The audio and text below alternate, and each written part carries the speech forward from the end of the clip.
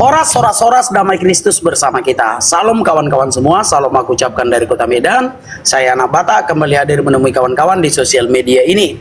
Di TikTok dan di YouTube Anak Batak Part 2 untuk membicarakan tentang kitab suci. Kenapa kita perlu membicarakan kitab suci? Agar iman kita kuat, tidak mudah diombang-ambingkan oleh pencobaan yang memang selalu kita hadapi di sepanjang perjalanan hidup kita. Kawan-kawan, pada kesempatan kali ini aku ketemu dengan sahabat saya ya, Pak Ustadz Yusuf PI. Untuk membicarakan kitab suci. Di sini tidak ada penghujatan kawan-kawan. Di sini hanya edukasi saja bagaimana Ustadz Yusuf itu menjelaskan ajaran Islam dan saya menjelaskan ajaran Kristen. Jadi komentar-komentar yang negatif-negatif itu kalau perlu nggak usah. Karena kita juga berteman. Di sosial media ini kita gontok-gontokan, di luar sosial media mah kita saudara, kita satu bangsa loh. Jadi tidak ada unsur-unsur kebencian. Nah, demikian juga untuk ya tidak lupa saya mengingatkan juga ya Mabes Polri, kalau bisa janganlah main tangkap-tangkap. Berdiskusi itu hal yang wajar, berdebat itu hal yang wajar kawan-kawannya, tidak perlu kita lapor-lapor polisi dan lain segala macam. Kenapa? Karena aku kawan-kawan udah pernah ditangkap polisi gara-gara masalah ber-TikTok ini gitu ya. Masalah ber-YouTube ini. Jadi mohon maaf kalau ada pun kata-kataku yang salah, ya biarlah Pak Ustadz yang menjawabnya gitu. Kalau ada yang kusampaikan itu tidak sesuai dengan dalil, Pak Ustadz bisa menegurnya. Nah kawan-kawan, pada kesempatan kali ini kami akan membahas tentang surga. Bagaimana sih kehidupan di surga itu menurut agama Islam dan menurut agama Kristen? Itulah yang kita bahas saat ini. Karena kita beragama kan untuk surga. Tidak ada orang beragama tapi tidak mau ke surga. Justru kalau kita tidak memikirkan tentang akhirat dan tentang surga, lebih baik kita menjadi ateis saja.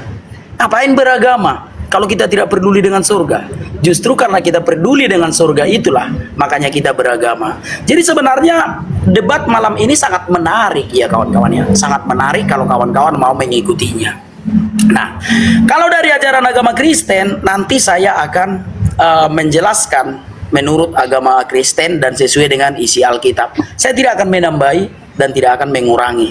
Apa yang tertulis di Alkitab itulah yang akan saya sampaikan. Demikian juga dalam hal menanyakan tentang surga yang ada di dalam Islam. Saya tidak akan menambahi dan tidak akan mengurangi. Kalau ada dalilnya ya saya tanya. Kalau tidak ada dalilnya untuk apa saya tanya, kan begitu. Toh kita agama masing-masing. Itu, apalagi kita ini harus bertoleransi ya. Kebetulan kemarin itu pemimpin Kristen datang ke Indonesia, ya sangat didukung oleh toleransi yang tidak terhitung dengan uang lah. Besarnya toleransi yang datang dari warga negara Indonesia itu. Jadi kita juga harus seperti itu di sosial media ini. Tidak perlu menghujat agama orang lain. Silakan sampaikan iman masing-masing. Nah, oleh karena itu kawan-kawan, mari kita saksikan perdebatan ini. Dan satu lagi pesanku kepada kawan-kawan yang belum mampu. Bagi kawan-kawan yang belum mampu untuk menonton debat, ya jangan tonton dulu. Karena berdebat itu ya cenderung menyakitkan hati. Tetapi kawan-kawan, kalau memang kita punya iman yang kuat, apapun yang kukatakan, tentu saja iman kawan-kawan itu tidak akan goyang. Teman-teman muslim ini biasanya. Kalaupun aku menanyakan sesuatu, aku percayalah iman kawan-kawan itu kuat, tidak akan goyang. Jadi tidak usah ada ancaman-ancaman, tidak usah ada sakit hati dan lain-lain. Nah kawan-kawan, sebelum saya mulai perdebatan ini seperti biasa, yang saya andalkan hanya Tuhan Yesus Kristus. Maka saya akan meminta hikmat dulu kepada Tuhan Yesus Kristus. Bapa yang baik yang saya kenal dalam nama Tuhan Yesus Kristus, terima kasih Bapa penyertaan-Mu yang selalu setia menemani hari-hari kami dari hari yang lewat hingga pada saat ini.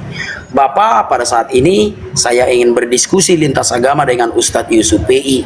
Bapa, tidak ada yang kuandalkan, hanya hikmat daripadamu lah yang bisa menemani aku di dalam perdebatan ini. Berikan aku hikmat, berikan aku akal yang baik supaya aku bisa menjelaskan, memberikan pertanggungan jawab terhadap pengharapan yang ada padaku Bapa.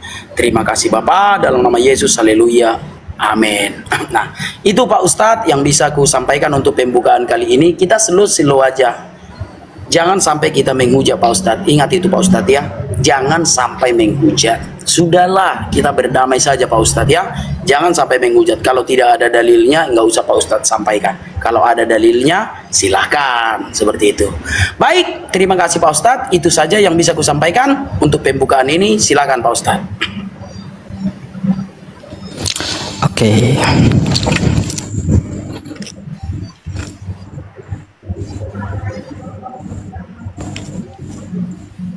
sebentar ya, tunggu waktunya.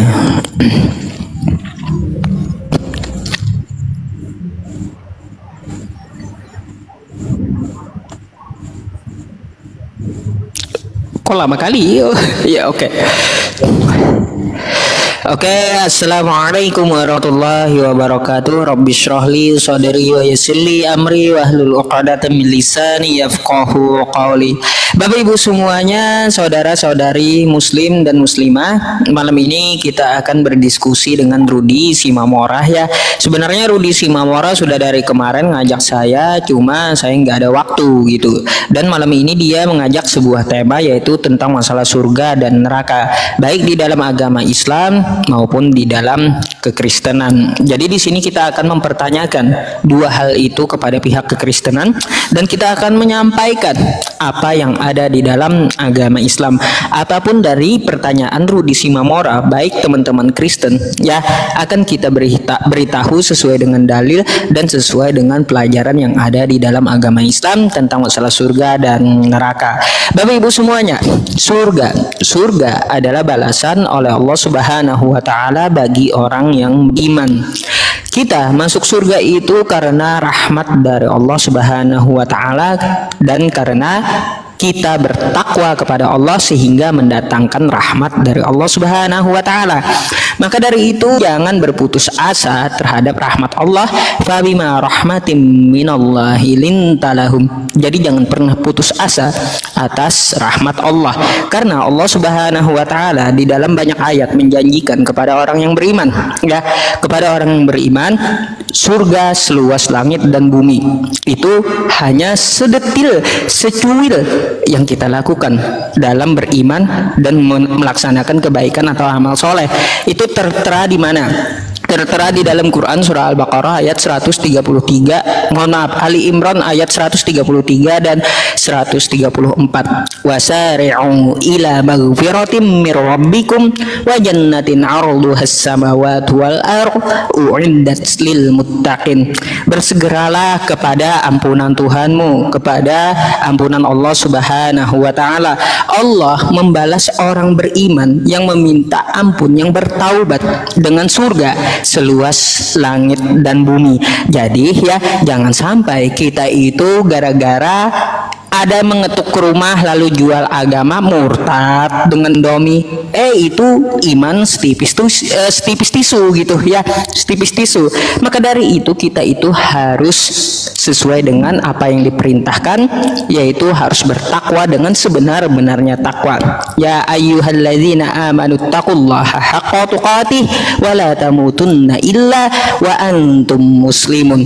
Jadi masuk surga itu syaratnya adalah antum muslimun, Islam dulu ya, Islam dulu lalu beriman. Setelah beriman mengerjakan amal soleh sehingga Allah Subhanahu wa taala yang membalasnya dengan surga. Banyak tertera di dalam Quran surah Ar-Rahman ada, di dalam Quran surah Al-Waqi'ah ada, terus juga di dalam Quran surah Al-Bayyinah juga ada ya, tentang masalah balasan Allah Subhanahu wa taala terhadap orang Islam yang beriman dan bertakwa. Jadi seperti itu Bapak Ibu semuanya. Maka dari itu bersegeralah kepada ampunan Allah agar kita mendapat rahmat dari Allah Subhanahu wa taala. Jadi kita mengerjakan perintah Allah dan menjauhi larangannya agar kita itu mendapatkan rahmat dari Allah. Jadi surga itu bonus dari Allah terhadap orang beriman ya. Kita melaksanakan sholat, terus mengerjakan zakat dan puasa serta haji. Jangan kita itu berharap hitung pahalanya. Oh, aku sudah haji, pahalanya 100. Bukan kayak gitu di dalam agama Islam. Nggak perlu dihitung ya. Tetapi dengan melaksanakan perintah Allah tersebut, maka mendatangkan rahmat dari Allah. Dengan rahmat Allah lah kita masuk dalam surga. Jadi seperti itu. Semoga Bapak Ibu semuanya ya, kita umat Islam yang menonton di tempat saya, umat Islam yang menonton di tempat Rudi, dikumpulkan oleh Allah Subhanahu wa taala di dalam surganya Allah, di dalam jannahnya Allah. Amin ya rabbal alamin. Maka dari itu, marilah kita berdiskusi dengan kawan kita yang Kristen dengan bijaksana, dengan hikmah, dengan ilmu, dengan data, sesuai dengan penyampaian saya di streaming sebelum-sebelumnya. Ud'u ila sabili rabbika bil hikmah wa mau'izatil hasanah wajadilhum billati hiya ahsan. Serulah ke jalan Tuhanmu dengan hikmah, berdiskusilah dengan mereka dengan cara yang terbaik, memakai data dan memakai ilmu. Jadi seperti itu Bapak Ibu semuanya. Mari kita bahas tentang masalah surga dan neraka. Oke.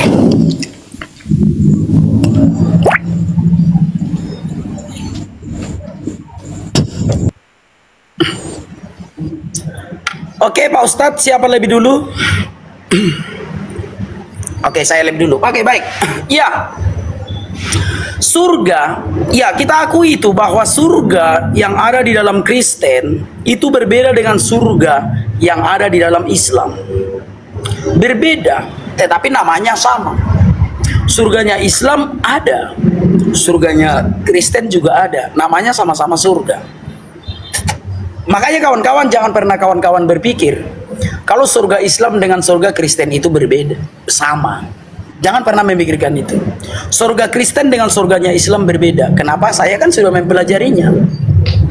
Nah, kalau kawan-kawan tidak percaya, mari kita uji di dalam perdebatan ini. Contoh, di dalam surganya Kristen jelas sekali dikatakan Tuhan Yesus ya. Sebentar, aku bukakan dulu dalilnya. Kawan-kawan, kita perdebatan ini harus penuh dengan dalil ya.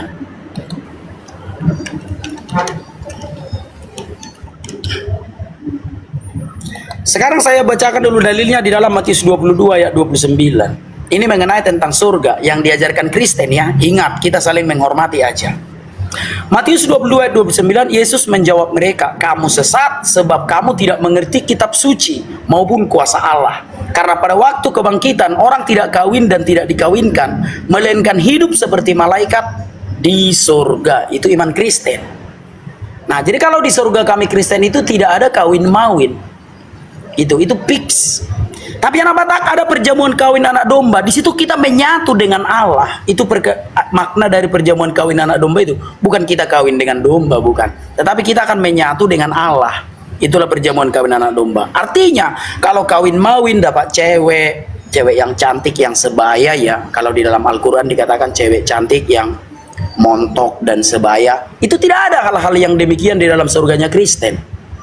Makanya aku membuat satu keputusan untuk memberitakan pengajaran surganya Islam dengan surganya Kristen itu berbeda. Dari soal kawin mawin. Kalau di surganya Islam kan bisa dapat cewek itu kan 72 ya. 72 cewek cantik. Iya, kita hormati itu. Itu kan iman Islam. Nah, kalau di Kristen tidak ada seperti itu. Nah, berikutnya. Darah dan daging tidak mendapat bagian dalam kerajaan surga. 1 Korintus 15 ayat 50. Itu iman Kristen. Ingat kawan-kawan, ini iman Kristen ya. 1 Korintus 15 ayat 50, darah dan daging tidak mendapat bagian dalam kerajaan surga. Jadi tidak ada daging, kedagingan itu tidak ada di surga. Makanya orang yang naik ke surga itu kan dengan tubuh kemuliaan. Bukan dengan daging kita ini, sebab daging ini kan busuk jadi tanah. Nah, jadi di surganya Kristen juga tidak ada darah dan daging. Sementara di surganya Islam ada yang montok. Yang montok itu kan dagingnya yang montok, bukan rohnya yang montok kan begitu. Contohnya payudaranya besar, pantatnya itu ya bahenol lah. Artinya daging kan. Berarti di surganya Islam itu masih ada darah dan daging. Sementara di Kristen tadi tidak ada, saudaraku ya. Nah, berikutnya, di surganya Kristen itu kita hidup seperti malaikat. Kalau kita hidup seperti malaikat, berarti kita tidak membutuhkan lagi apa yang kita butuhkan di dunia ini. Kan begitu. Segala sesuatu yang ada di dunia ini bukan kebutuhan dari makhluk surga. Sama, kalau kita sudah menjadi makhluk surga, segala sesuatu yang di dunia ini tidak menjadi kebutuhan kita lagi. Nah, sementara di dalam surganya Islam ada kasur. Ada itu di Al-Quran itu tertulis. Kasur yang empuk. Gitu ya, itu Pak Ustadz tahu itu. Nantilah Pak Ustadz yang menjelaskannya. Artinya, kenapa di surganya Islam masih ada hal-hal yang duniawi, padahal bukan manusia duniawi lagi. Paham ya Pak Ustadz ya?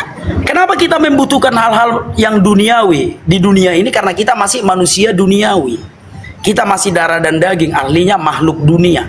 Tentu saja makhluk dunia akan memerlukan kebutuhan-kebutuhan dunia. Tetapi makhluk sorga akan membutuhkan kebutuhan-kebutuhan sorga. Jadi kebutuhan di sorga itu berbeda dengan kebutuhan di dunia. Nah, di dalam Islam, kenapa justru kebutuhan-kebutuhan di dunia ini ada di sorga? Padahal makhluknya sudah beda. Sudah makhluk sorga yang seperti malaikat, dan di dunia ini makhluk dunia. Contoh seperti minuman rasa jahe. Untuk apa lagi kita di sorga meminum rasa jahe? Itu ada di Al-Quran. Bahwa di surga itu disediakan, itu kalau nggak salah dalam surah Muhammad ya. Nantilah Pak Ustadz lah yang menjawabnya itu. Artinya aku bukan mengarang-ngarang. Itu minuman rasa jahe itu ada di Al-Quran di dalam surah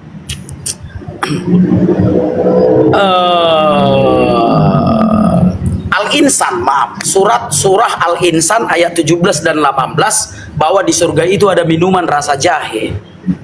Nah, bukankah minuman rasa... Oke, habis waktuku. Silakan Pak Ustadz. Silakan. Ya, aku harap Ruth kau bisa lemparkan pertanyaan langsung gitu, selain bernarasi.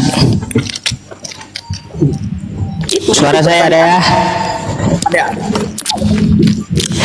Baik, Bapak Ibu semuanya, dari Rudi Simamora itu tidak ada pertanyaan yang dilemparkan, tetapi mendengar narasi dari Rudi Simamora tadi, katanya di surga mereka itu hidup bagaikan roh, seperti itu. Jadi hanya menyembah saja gitu, tanpa ada kedagingan. Mungkin biar kawan kita tidak banyak berhayal dulu tentang surga gitu ya, kita akan pertanyakan dulu, di mana jaminan Yesus terhadap Kristen ya, bahwa Yesus itu menjamin Kristen masuk surga. Coba kawan dijawab dulu itu, agar kita tidak menghayal gitu ya, agar kita tidak menghayal. Coba silahkan kau carikan di Bible itu, Yesus menjamin bagi umat Kristen masuk surga. Itu yang kutanya, dan secara tekstual. Lalu kalau kau tanya balik samaku, apakah Nabi Muhammad Shallallahu Alaihi Wasallam menjamin surga umat Islam? Ada hadisnya, kullu ummati yadkhulunal jannah illa man aba. Semua umatku akan masuk surga. Nah, itu jaminan dari Nabi Muhammad Shallallahu Alaihi Wasallam. Sekarang kita coba minta ya hal yang sama kepada kawan kita yang Kristen, di mana Yesus menjamin surga untuk Kristen, agar kawan kita tidak terlalu banyak berhayal dulu tentang surga. Coba dijawab dulu tentang masalah itu ya. Nah, Bapak Ibu semuanya, kalaupun narasi dari Rudi bahwa di dalam surga Islam ini itu ada, ya memang surga Islam itu lebih menarik gitu. Masa di surga harus ada peperangan naga? Ya nggak perlu kan, ada perang di sorga gitu. Masa sorga yang masuk duluan itu adalah pemungut cukai dan pesundal. Jadi nggak perlu ada perumpamaan untuk surga seperti itu. Lihat, kalau surganya umat Islam ya, coba kita buka tuh di dalam Quran surah Al-Waqi'ah. Wa ashabul yamin ma ashabul yamin fi sidrim makhdud wa talhim mandud wa dhillim mamdud. Dan kayak gitu, banyak buah-buah, terus makanan yang enak-enak, ada kasur empuk, ada wakawa'ibat sroba, ada bidadari ya, 72 bidadari kan disebutkan bukan di dalam Al-Quran tapi di dalam hadis. Tapi memang janji Allah terhadap orang beriman, maka balasannya kenikmatan. Hal jazaul ihsani illal ihsan ya, kebaikan dibalas dengan kebaikan, maka orang yang beriman dibalaskan kenikmatan. Itu sudah hukum yang pasti gitu, kagak usah di mata Allah Subhanahu wa Ta'ala. Di hukum manusia saja kebaikan pasti dibalas kebaikan, kriminal pasti dibalas dengan penjara. Itu kalau secara logika gitu ya. Nah, jadi Bapak Ibu semuanya, kita menanyakan dulu kepada kawan kita agar tidak terlalu banyak berhayal, di mana sih Yesus Kristus itu menjamin bagi Kristen akan surga. Coba deh. Apalagi kan kalau kita melihat kehidupan Yesus. Di dalam Yohanes 5:30, aku tidak dapat berbuat apa-apa dari diriku sendiri, kata Yesus. Dia aja dari dirinya sendiri tidak dapat berbuat apa-apa, alih-alih mau menjamin surga Kristen. Mau macam mana coba? Mau macam mana? Coba kita cari dulu ya. Kita minta kepada kawan kita yang Kristen, Rudi Simamora, ya, di mana di dalam Bible itu Yesus mengatakan secara tekstual bahwa dia menjamin Kristen masuk surga. Sekali lagi pertanyaannya, di mana Yesus menjamin Kristen masuk surga? Kalau Islam dari hadis sudah saya berikan. Kalau Anda mau dari Quran, banyak. Salah satunya di dalam Quran surah An-Nisa ayat 124. Umat Islam dijanjikan Allah masuk surga. Di dalam Quran surah Al-Mu'minun, ya, umat Islam yang melaksanakan sholat, yang mendirikan sholat, dijanjikan warisannya surga Firdaus. Nah, jadi biar kawan kita tidak terlalu banyak halu, ya, tidak terlalu banyak halu, coba kita tanyakan dulu, di mana jaminan Yesus untuk Kristen bahwa Kristen akan dijamin Yesus masuk surga? Silahkan Anda jawab. Siapa? Oke, ya, terima kasih ya Pak Ustadz ya sudah menanyakannya. Baik, mungkin Pak Ustadz tidak pernah membaca Alkitab sehingga Bapak tidak menemukan jaminan surga dari Tuhan Yesus. Tetapi is okay, aku akan membacakannya ya. Banyak sekali kawan-kawan ya. Yang pertama kita lihat dulu dalam Yohanes 14 ayat 2. Di rumah Bapakku banyak tempat. Jika tidak demikian tentu aku mengatakannya kepadamu. Sebab aku pergi ke situ untuk menyediakan tempat bagimu. Sudah? Yesus menyediakan tempat bagi kita di surga itu. Yohanes 14 ayat 2. Yohanes 11 ayat 25. Pak Ustadz tidak menemukan itu. Akulah kebangkitan dan hidup. Barang siapa percaya kepadaku, ia hidup walaupun ia sudah mati. Yohanes 14 ayat 6. Akulah jalan dan kebenaran dan hidup. Tidak ada seorang pun yang sampai kepada Bapa kalau tidak melalui aku. Begitu banyak Pak Ustadz. Tapi sudahlah, 3 itu aja ya, karena banyak pertanyaan Pak Ustadz. Perang naga, ya. Perang naga ini kan sudah terjadi di masa lampau. Kenapa dikatakan perang naga? Itu kan hanya bahasa-bahasa yang familiar dari orang-orang di luar Kristen. Sebenarnya perang naga itu adalah peperangan antara iblis dengan malaikat Tuhan di surga. Karena iblis itu memberontak terhadap Tuhan, maka mereka pun diusir dari surga. Ketika iblis ini diusir, iblis tidak terima, maka terjadilah peperangan itu. Jadi itu sudah terjadi pada masa lampau. Itulah sebabnya iblis tidak bisa lagi di surga sampai hari ini. Kalau dulu sebelum terjadi peperangan itu memang benar iblis itu bisa berada di surga Pak Ustadz. Nah sekarang iblis tidak bisa berada di surga lagi, sudah kalah dalam peperangan itu, artinya mereka sudah diusir dan dilemparkan ke bumi. Itulah yang disimpan di dalam goa, yang di dalam 2 Petrus 2 ayat 4 itu. Sebab jikalau Allah tidak menyayangkan malaikat-malaikat yang berbuat dosa lalu melemparkannya ke dalam neraka, dengan demikian menyerahkannya ke dalam goa-goa yang gelap untuk menyimpan mereka sampai hari penghakiman. Jadi iblis itu sekarang tidak di surga lagi, tapi sudah di goa. Maka kawan-kawan jangan pergi bertapa ke goa ya. Nanti disesatkan oleh iblis yang di dalam goa itu.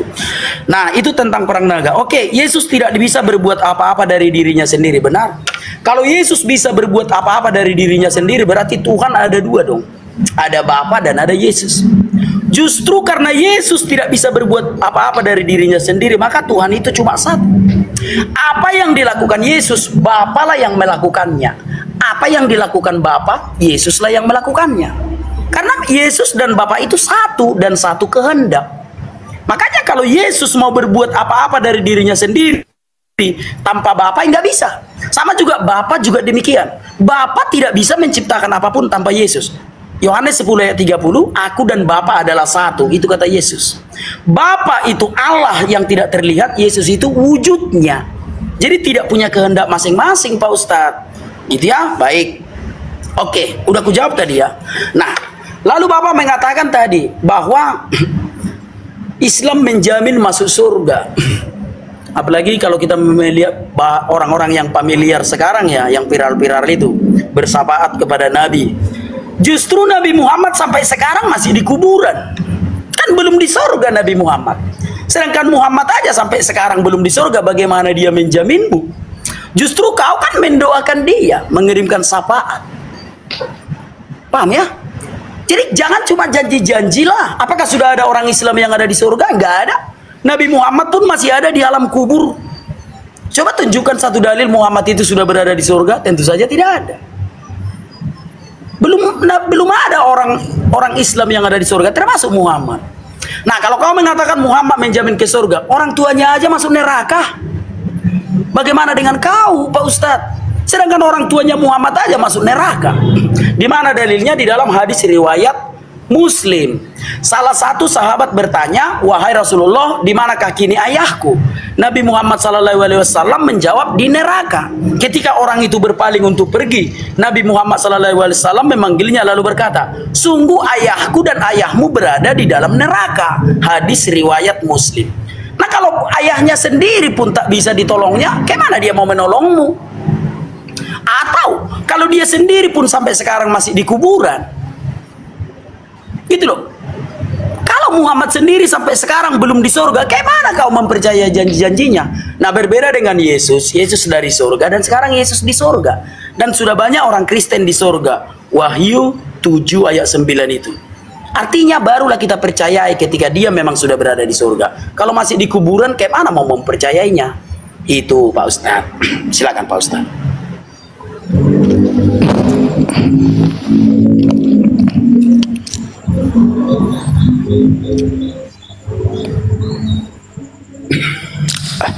Ya, 5 menit sekali gantian. Baik, Bapak Ibu semuanya, saya agak heran saja dengan kawan kita, pertanyaan apa, jawabnya apa gitu ya. Kita minta secara tekstual ya, tekstual tentang jaminan Yesus terhadap Kristen akan masuk surga. Itu yang saya tanyakan tadi, bukan secara kontekstual. Karena apa? Kita mengetahui Kristen itu muncul setelah Yesus itu naik ke langit, bukan naik ke surga ya, tapi naik ke langit. Nah, lalu muncul dari Antioquia kekristenan. Jadi Bapak Ibu semuanya, Kristen itu muncul setelah Yesus itu diangkat ke langit ya. Lalu duduk di sebelah kanan Bapak, katanya seperti itu, konon katanya seperti itu. Makanya kita tanyakan, di mana Yesus menjamin Kristen masuk surga? Kita mintanya secara tekstual, sebagaimana ketika saya menjabarkan sebuah hadis, kullu ummati yadkhulunal jannah illa man aba, semua umatku akan masuk surga. Terus Quran surah An-Nisa ayat 124, Allah menjamin umat Islam yang beriman akan masuk surga. Itu secara tekstual, tertulis yang kita maksud gitu ya. Nah, adakah Yesus secara tertulis menjamin Kristen masuk surga? Itu yang kita minta. Makanya saya agak heran juga apa jawaban kawan kita tadi gitu ya. Dia menjabarkan beberapa hal lalu sampai kepada Nabi Muhammad SAW. Baik Bapak Ibu semuanya dan kawan kita Rudi Simamora, coba kau perhatikan ini ya. Coba kau perhatikan ini ya. Nih, apa kata Nabi kami? Di mana sekarang Nabi kami? Ya, Nabi kami ya Ruth ya. Sudah ada nih, di mana nih? Qala Rasulullah sallallahu alaihi wasallam, atiba bil jannah yaumil qiyamah. Coba langsung saja ya. Rasulullah sallallahu alaihi wasallam bersabda, aku mendatangi pintu surga pada hari kiamat ya, lalu aku minta dibukakan. Maka penjaga pintu surga berkata, siapakah engkau? Lalu aku jawab, aku Muhammad ya. Lantas malaikat tersebut berkata, aku diperintahkan dengan sebab engkau, aku tidak akan membukanya untuk seorang pun sebelum engkau. Jadi Yesus aja sekarang belum masuk surga ya, karena yang pegang pintu surga, yang pegang kunci surga itu adalah Nabi Muhammad, bukan Yesus ya. Artinya sekarang pun Yesus belum di surga. Makanya aku bilang di langit ya.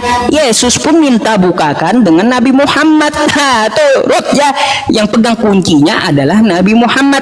Terus kalau kita baca lagi di sebuah hadis tuh ya, kami adalah umat terakhir, namun pertama pada hari kiamat, kamilah pertama kali masuk surga. Ruth ya. Jadi ada jaminan gitu loh yang tertulis di dalam kitab kami, baik di Al-Quran dan di hadis, bahwa orang beriman, bahwa orang Islam itu akan masuk surga. Nah, jadi kita minta itu Ruth kepada kamu, sebagaimana yang tertulis di dalam hadisku, sebagaimana yang tertulis di dalam Quranku ya. Adakah jaminan Yesus di Bible untuk Kristen secara tertulis ya, secara tertulis bahwa Yesus menjamin Kristen masuk surga. Jadi seperti itu yang ku minta Ruth ya. Nah, berkaitan tentang masalah orang tua Nabi Muhammad, kita nggak ada urusan.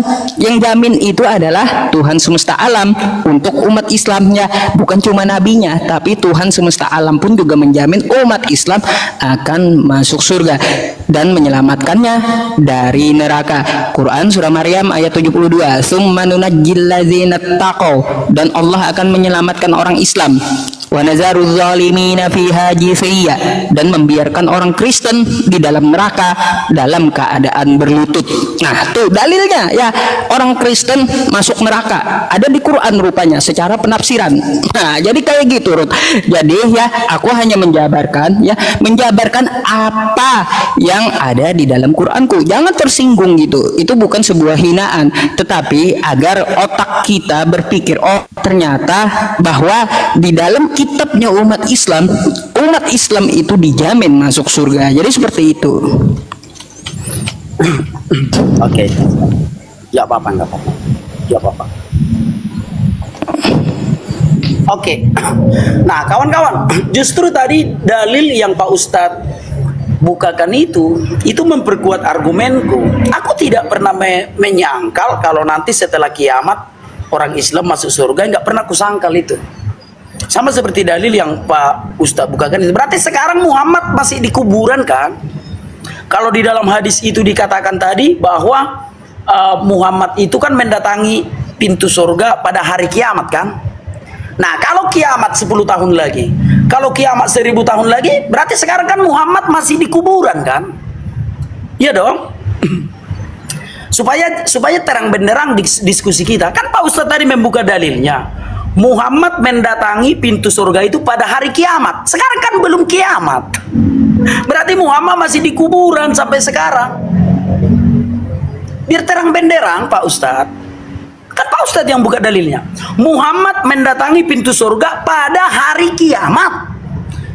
Kalau kiamat 10 tahun lagi, kalau kiamat 1000 tahun lagi, berarti sampai 1000 tahun lagi Muhammad masih di kuburan. Nah, kenapa kau mempercayai orang yang masih di kuburan?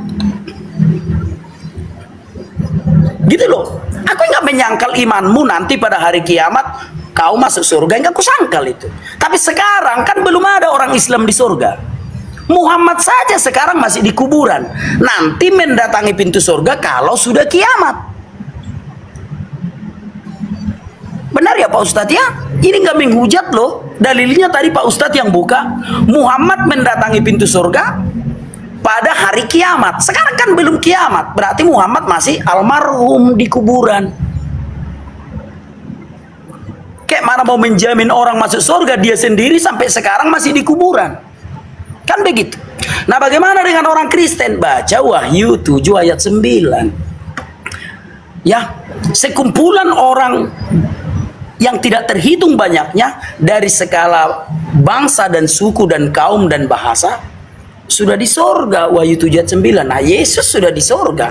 Pak Ustadz tadi mengatakan duduk di sebelah kanan Allah Bapa itu kan. Jadi Yesus itu sudah di sorga. Makanya kalau kita mau ke sorga, ya kita harus ikut orang yang sudah ke sorga. Nah, kau mau ke sorga ikut Muhammad, Muhammad aja masih di kuburan. Kau yang buka dalilnya barusan. Muhammad itu mendatangi pintu surga pada hari kiamat. Berarti sekarang masih di kuburan. Kalau betul nanti lebih banyak amal Muhammad. Kalau ku tengok kejahatan nggak tahulah, itu nggak usah ke situ lah, nanti dikira menghujat. Kan ada timbangan nanti di Siratal Muntaha. Kalau Muhammad lolos dari timbangan ini, lebih banyak amal kebaikan Muhammad. Kalau lebih banyak dosa-dosanya, kalau kita melihat masa lalunya, sama menantunya, sama anak kecil umur 6 tahun, itu kan dosa. Sama istri orang, peperangan itu kan dosa. Kalau Muhammad lolos di timbangan itu, kalau pada akhirnya nanti masuk timbangan, dosa Nabi Muhammad itu lebih banyak, oke, ada pengampunan dari Tuhan, benar. Bahwa Allah Subhanahu wa taala mengampuni dosa Muhammad, dosa masa lalu dan dosa yang akan datang. Oke, tapi itu kan cerita nanti. Bukan cerita sekarang. Paham ya? Jelaskan dulu, jawab dulu nanti Pak Ustadz. Biar orang-orang Islam juga paham. Ini kan cerita nanti. Muhammad masuk surga kan nanti setelah hari kiamat. Berarti sekarang Muhammad masih di kuburan kan? Biar tercerahkan orang-orang Islam. Gitu loh. Atau Pak Ustadz mengatakan kalau Muhammad itu sudah di surga sekarang, ya silakan tunjukkan datanya. Gitu loh. Aku nggak menyangkali itu. Nah sekarang aku membukakan saja datanya ya. Ini Pak Ustadz. Biar jangan apa. Sebentar ya. Arabnya Pak Ustadz aja lah yang membaca Arabnya ya. Arabnya biar Pak Ustadz yang membaca. Nah, sesungguhnya orang tuanya Muhammad itu di neraka. Sedangkan orang tuanya pun di neraka, bagaimana Pak Ustadz mempercayai dia untuk apa namanya? Untuk membawamu ke surga. Nih Arabnya nih, baca nih Pak Ustadz nih. Pak Ustadz kan suka Arab-Arab. Orang tuanya Muhammad aja masih masuk neraka. Bahkan Muhammad sendiri sampai sekarang masih di kuburan. Ini Arabnya bacakan. Itu. Jadi tolong Pak Ustadz jawab ya. Benar Muhammad nanti akan masuk surga, tapi nanti tunggu kiamat.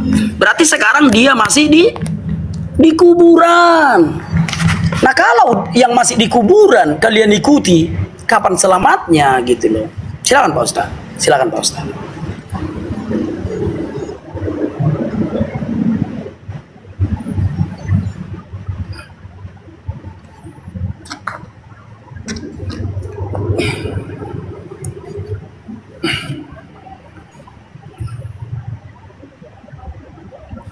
Silakan Pak Ustadz.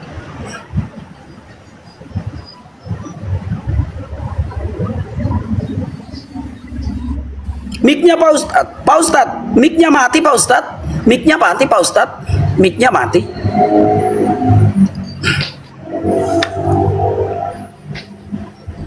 Mic-nya Pak Ustadz. Pak Ustadz, mic-nya mati Pak Ustadz. Pak Ustadz, mic-nya mati Pak Ustadz. Mic-nya mati.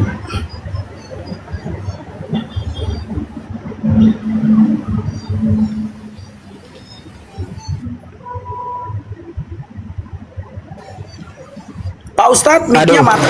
Aduh. Oke, nggak apa-apa. Sudah ada ya. Oke, ku jawab aja ya.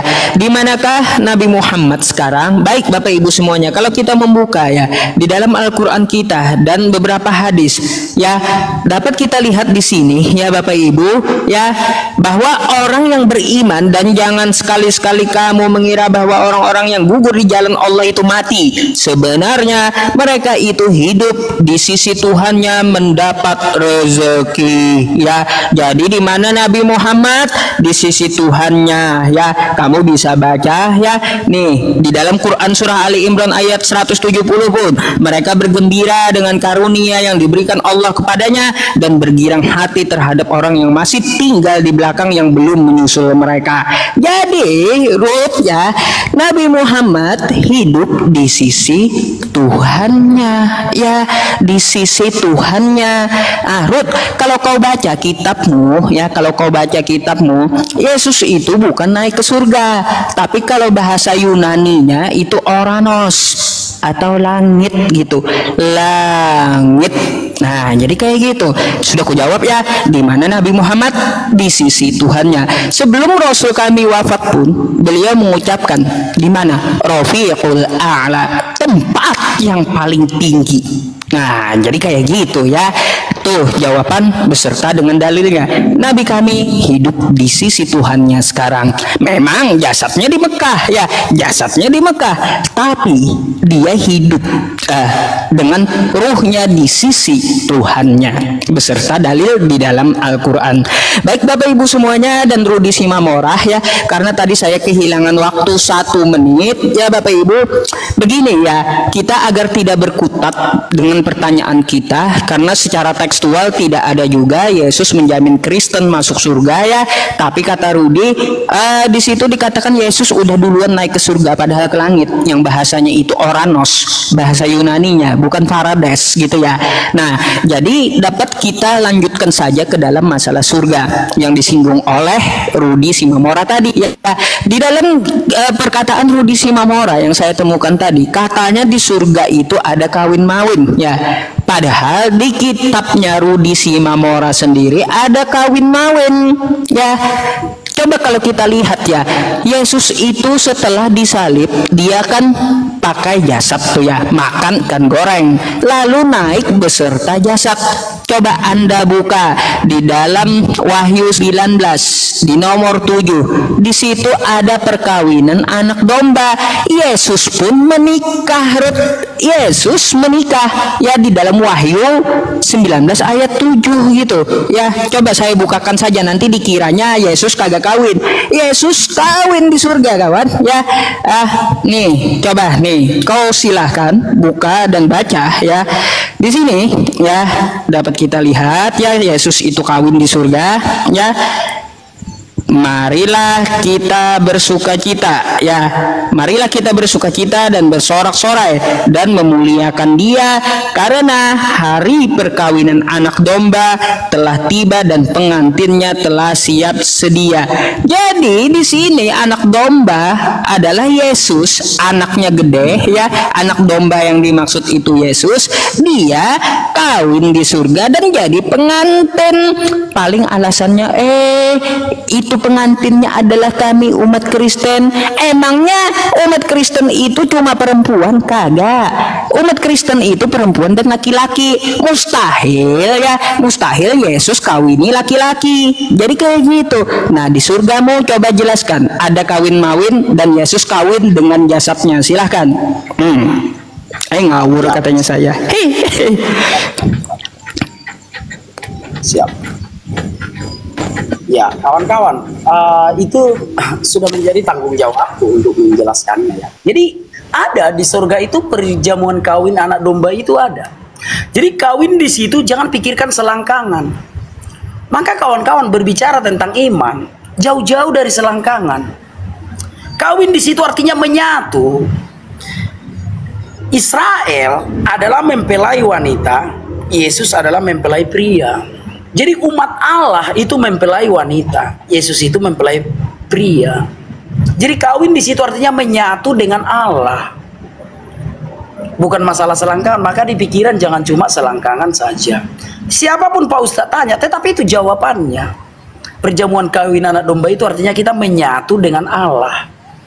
Saya mempelai wanita, diibaratkan mempelai wanita, Yesus itu mempelai pria, artinya menyatu. Kalau sekarang kan kita belum menyatu dengan Allah. Kita kan masih hidup di dunia ini dong. Allah itu ada di surga, jadi kita kan belum menyatu, belum kawin, belum menyatu dengan Allah. Nah nanti kalau kita di surga, kita harus menyatu dulu dengan Allah supaya kita bisa hidup satu alam. Itu jawabannya Pak Ustadz. Jadi kawin di situ artinya menyatu untuk hidup menjadi satu alam. Baik. Lalu Pak Ustadz mengatakan tadi Muhammad itu di sisi Tuhannya. Berarti Tuhannya Muhammad itu kan bukan di surga. Mungkin Tuhannya Muhammad itu di dunia ini juga. Karena Muhammad kan belum di surga. Lalu Pak Ustadz membukakan dalil tadi kalau Muhammad itu di sisi Tuhannya. Berarti Tuhannya Muhammad ada di dunia ini. Jangan-jangan yang di dalam goa itu. Gitu loh. Karena tidak ada dalil yang mengatakan Muhammad itu sudah di surga. Ada, Muhammad itu mendatangi pintu surga nanti kalau sudah kiamat. Ini kan belum kiamat. Sekarang kan Muhammad ada di dunia. Lalu Pak Ustadz membukakan dalil Muhammad itu ada di sisi Tuhannya. Berarti Tuhannya Muhammad di dunia juga dong. Bukan di surga kan? Nah, makanya aku bilang waspada terhadap yang di dalam goa ini. Karena sebelum Muhammad menjadi nabi kan ke goa dulu dia masuk, kawan-kawan. Ini kan musyrik. Kan begitu. Maka waspadai itu. Pak Ustadz yang membukakan dua dalilnya loh. Yang pertama, Muhammad itu mendatangi pintu surga nanti kalau kiamat.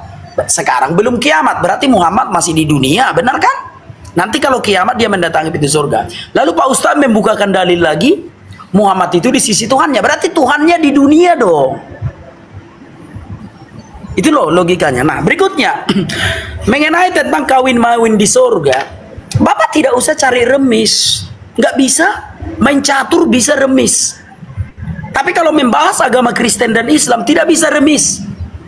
Kalau main catur bisa cari remis. Di surganya Kristen itu tidak ada kawin-mawin, itu Yesus yang bilang loh. Matius 22 ayat 29, Yesus menjawab mereka, kamu sesat, sebab kamu tidak mengerti kitab suci maupun kuasa Allah. Karena pada waktu kebangkitan orang tidak kawin dan tidak dikawinkan, melainkan hidup seperti malaikat di surga. Fix. Kita di surga itu nggak kawin-mawin, Yesus yang bilang. Kita kawin dengan anak domba itu artinya menyatu, hidup satu alam dengan Allah. Nah, kalau di Islam kan jelas sekali Pak Ustadz di dalam Islam. Bidadari yang montok lah, dipecahkan perawannya sekarang, besok perawan lagi. Itu kan nggak menghujat, itu kan ada dalilnya. Di dalam surah Al-Ajab itu ya, sama surat At-Taubah itu juga ada ya.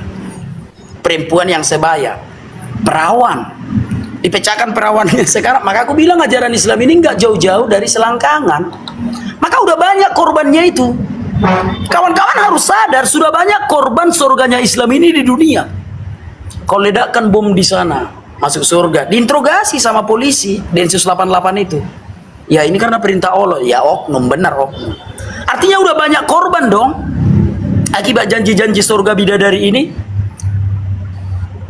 Paham ya? Nah, bagaimana kita mau menghentikan ini kalau Pak Ustadz masih tetap mengatakan di surga ada memecah perawan itu? Atau kayak gini deh, kenapa hanya perawan yang ada? Berarti perempuan juga dapat 7 gigolo. Kira-kira kayak gitu. Perempuan, laki-laki dapat bidadari 7 atau 72, perempuan dapat 70 gigolo. Aduh, kayak mana mama kita nanti? Aduh.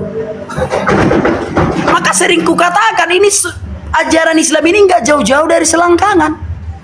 Bagaimana nanti kita lihat mama kita di surga disetubuhi gigolo? Atau kita sendiri dilihat mama kita itu menyetubuhi perawan? Di mana moralnya? Itu Pak Ustadz yang perlu jawab. Artinya ada katakan ya, kalau tidak ada katakan tidak. Seperti itu Pak Ustadz.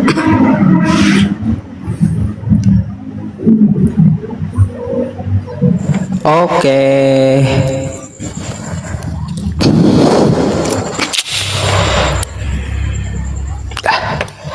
Oke, Ruth ya, tentang permasalahan kawin mawin di sorga, rupanya kata Rudi Simamora itu bukan masalah selangkangan gitu.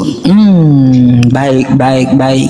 Kalau kita melihat ke dalam Matius 19 nomor 29, ya, ke teks Yunaninya, di situ disebut gunai atau istri.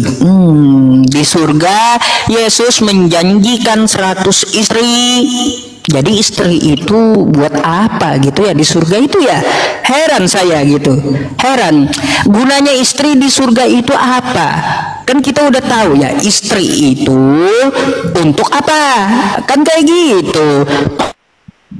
Laki, silakan Anda buka di dalam Matius 19 ayat 29. Di situ Yesus menjanjikan 100 istri ya untuk orang yang mengikuti Yesus. Jadi di situ Yesus bicara tentang masalah selangkangan. Terus kalaunya untuk masalah pengantin, anak domba ya, anak domba di situ buat apa tuh Yesus kawin? Ya coba kau sudah akui Yesus kawin ya. Yesus naik ke sisi bapak itu dengan jasad, berarti dia kawin dengan jasad, Ruth.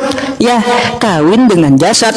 Bagi yang mengikuti Yesus, ya, dia hidup sebagaimana Yesus, bukan seperti roh. Artinya ketika Yesus itu naik dengan jasad, dan kalian dijanjikan oleh Yesus, ya, dengan jasad juga 100 istri sesuai dengan Matius 19 nomor 29. Ya, di situ diganti terjemahannya dengan ladangnya, tapi teks Yunaninya tidak dapat dihilangkan karena teks Yunaninya adalah gunai. Gunai itu istri, ya, istri. Di situ Yesus menjanjikan 100 kali lipat selangkangan. Jangan kau kira di dalam agama Islam saja berbicara seperti itu. Di dalam kekristenan, ya, kita mengenal Yesus sebagai tokoh utama. Dia menjanjikan 100 kali lipat ibu, 100 kali lipat ayah, 100 kali lipat anak-anak, 100 kali lipat istri. Dan silahkan kau lihat di teks aslinya dengan memakai bahasa Yunaninya, yaitu gunai, ya, gunai. Atau kau kagak usah jauh-jauh ke teks Yunani, kau ambil saja teks bahasa Inggrisnya. Di situ wife, ya, diterjemahkan oleh King James. Jadi seperti itu. Jadi Ruth, ya, kamu nggak perlu protes surganya Islam yang cuma 72 bidadari. Soalnya kau dan yang lainnya sudah dijanjikan 100 istri. Padahal lebih banyak kalian di surga kalian, ya, tentang masa selangkangan, ya. Kenapa kalian masih protes gitu loh dengan 72 bidadari padahal kalian dapat 100? Jangan-jangan kalian ini rakus gitu, maunya 172. Bahaya itu, Ruth. Jangan protes lah dengan surga Islam, ya, yang cuma 72. Kalian udah dijanjikan 100, lebih banyak kalian, masa 72 mau diembat juga? Rakus sekali ini, ya. Jadi Bapak Ibu semuanya, tentang masalah Nabi Muhammad SAW, ya, saya sudah jawab. Nabi Muhammad hidup di sisi Tuhannya dan Nabi Muhammad pegang kunci surga. Artinya Yesus pun sekarang belum masuk ke surga gitu, ya. Menunggu Nabi kami dulu untuk membuka surga, baru Yesus bisa masuk gitu. Jadi kau jangan cari remis, ya, jangan cari remis. Oh, Yesus menjamin ke surga. Tidak ada kayak gitu. Yesus, ya, tidak ada menjamin Kristen secara tekstual menjamin Kristen masuk surga, nggak ada. Yesus berkata, aku tidak dapat berbuat apa-apa dari diriku sendiri. Aku diutus untuk Bani Israel, bukan Bani Indonesia, apalagi, ya, Bani Asia. Kagak ada kayak gitu. Makanya yang kucari di mana Yesus menjamin Kristen masuk surga secara tekstual itu tidak akan ditemukan, Ruth.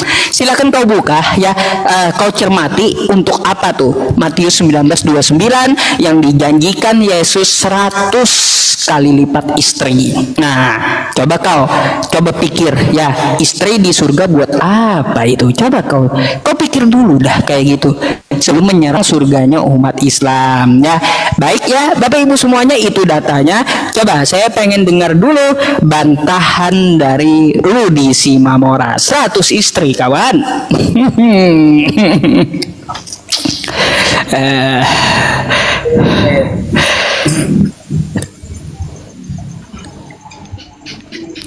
Sebentar, aku tunjukkan kameranya, gitu ya. Kalau aku sih nggak mau ya menghujat, ya. Yang tidak tertulis aku tidak mau mengatakannya. Baik, sekarang aku bacakan. Dan setiap orang yang karena namaku meninggalkan rumahnya, orang yang karena namaku meninggalkan rumahnya, saudaranya laki-laki atau saudaranya perempuan, bapak atau ibunya, anak-anak atau ladangnya, akan menerima kembali 100 kali lipat dan akan memperoleh hidup yang kekal. Itu, ya, tidak ada istri, dan itu bukan di surga, itu di bumi. Gitu, ya. Jadi kalau tanpa data kan itu kan sudah ke penghujatan, Pak. Tapi udahlah, aku nggak akan membalasnya. Itu. Nah, tetapi biasa Kadurun selalu berkata, oh itu udah dipalsukan. Alah, sudahlah. Ditanya kapan dipalsukan, bukan bisa bertanggung jawab juga. Sudahlah, kalau Pak Ustadz menanyakan seperti itu, ya silakan Pak Ustadz. Di situ tidak ada istri tertulis, ya, di dalam kitab suciku. Jadi Aku nggak mau membalas menghujat. Artinya orang Kristen tidak mengimani di surga itu memecah perawan. Sekalipun Pak Ustadz memutar-mutar ayat itu, di situ istri, silakan saja. Kami orang Kristen tidak mengimani di surga itu memecah perawan. Kalau Islam kan memang membenarkan. Kan begitu. Nah, makanya aku bilang yang menawarkan segala sesuatu yang di dunia ini adalah iblis kalau ditawarkannya di surga. Coba baca di dalam Matius 4 ayat 9. Itu tawaran dari iblis. Maka aku bilang Allah Subhanahu wa taala ini iblis karena dia menawarkan apa yang ada di dunia ini kalau menurut yang aku pelajari. Karena dia kan menawarkan apa yang ada di dunia ini. Apa-apa aja yang ditawarkan Allah Subhanahu wa taala di surga. Wah, banyak hal. Minuman keras juga ada, Hamer. Kalau di Kristen, Tuhan tidak menawarkan apa yang ada di dunia ini. Paham ya? Baca Matius 4 ayat 8 dan 9 itu. Hanya iblislah yang menawarkan segala kemegahan dunia itu. Itu dasarnya. Makanya aku curiga jangan-jangan Allah Subhanahu wa taala ini adalah iblis. Karena dia menawarkan segala kemegahan dunia. Baca deh Matius 4 ayat 8 dan 9. Lalu iblis menunjukkan segala kemegahan dunia. Seraya berkata, semua itu akan kuberikan kepadamu jika engkau sujud menyembah aku. Jadi di dalam Alkitab yang menawarkan kemegahan dunia itu iblis. Maka kalau kita melihat Allah Subhanahu wa taala berkata seperti ini. Kau suka apa di dunia? Bidadari, nanti di surga bidadari ku kasih. Kau suka apa di dunia? Mobil, nanti di surga dapat mobil. Segala sesuatu yang tidak kau dapatkan di dunia ini, kau dapat di surga. Itu ajaran iblis kalau menurut Alkitab. Makanya aku bilang tadi, bahas aja menurut iman Islam, ku bahas menurut iman Kristen. Jangan dicampur-campur. Nanti kena itu Muhammad itu. Kalau kita campur-campur Al-Quran dengan Alkitab, wah, bisa amburadul itu Nabi Muhammad. Jangan dicampur-campur Pak Ustadz. Berimanlah sesuai dengan Al-Quran. Jangan campur Alkitab dengan Al-Quran. Kalau Bapak campur, kena Muhammad. Di dalam Alkitab itu Yeremia 23 ayat 15 Nabi palsu diracun. Sementara Muhammad pernah diracun. Maka nggak boleh dicampur antara Alkitab dengan Al-Quran. Matius 24 ayat 26. Nabi palsu berasal dari padang gurun yang ada biliknya. Islam dari padang gurun Muhammad. Dan ada Ka'bah bilik itu. Kena lagi nanti. Maka nggak boleh dicampur antara Alkitab dengan Al-Quran. Kena nanti. Gitu loh, jangan dicampur-campur. Jelaskan aja menurut Al-Quran. Jangan bawa-bawa ke Alkitab. Bisa jadi kambing hitam nanti Nabi Muhammad itu. Karena semua ciri-ciri Nabi palsu di Alkitab ini mengarah ke Muhammad. Contoh Yeremia 3 ayat 2. Seorang Arab di padang gurun. Itu jelas loh Yeremia 3 ayat 2. Seorang Arab di padang gurun. Itu seorang pejinah. Kena nanti Muhammad Pak. Makanya kalau kau bahas Al-Quran, bahaslah Al-Quran dan hadis. Jangan campur ke Alkitab. Kena nanti Muhammad. Semua ciri-ciri Nabi palsu di Alkitab ini mengarah ke Muhammad. Matius 24 ayat 26 itu Yesus yang ngomong. Nabi palsu dari padang gurun dan ada biliknya. Nabi Muhammad dari padang gurun, di padang gurun ada bilik. Yeremia 23 ayat 15 Nabi palsu diracun. Satu-satunya Nabi yang pernah diracun itu Muhammad. Nah makanya aku bilang kalau membahas agama, bahaslah agamamu. Jangan campur ke Alkitab. Kena nanti Nabi Muhammad gitu. Soal perkawinan tadi, artinya jangan cari remis. Jawablah perkawinan tadi menurut Al-Quran. Jangan campur ke Alkitab. Itu. Silakan. Iya, tumben si Rudi menang. Oke. Oke, Bapak Ibu semuanya tahan, sabar gitu ya. Kawan kita sudah panik ke sana kemari sampai Allah katanya jangan-jangan iblis lah, Nabi Muhammad bla bla bla mati diracun lah, tidak sesuai tema gitu. Kita dapat melihat gitu ya kepanikan dari kawan kita ketika saya mengajukan sebuah data gitu. Baik ya, baik memang pahit Jenderal. Gini saja ya. saya buktikan dulu, saya tidak menghujat ya Bapak Ibu semuanya, bahwa yang dijanjikan Yesus itu adalah istri ya. Bapak Ibu semuanya, dapat kita lihat Matius 19 ya. Matius 19 nomor 29 ya. Di sini or wife. Wife ini apa nih? Guru bahasa Inggris ada di bawah? Ada nggak? Wife ini apa? Apa ini? Ya, nih di sini or brethren, or sister, or father, or mother, or wife. Baik, dah kita coba terjemahkan saja dulu ya. Kata wife ini apa sih terjemahnya dalam Google terjemah? Aduh, saya bukakan dulu Google terjemah ya, Google Translate. Nah, kita terjemahkan wife.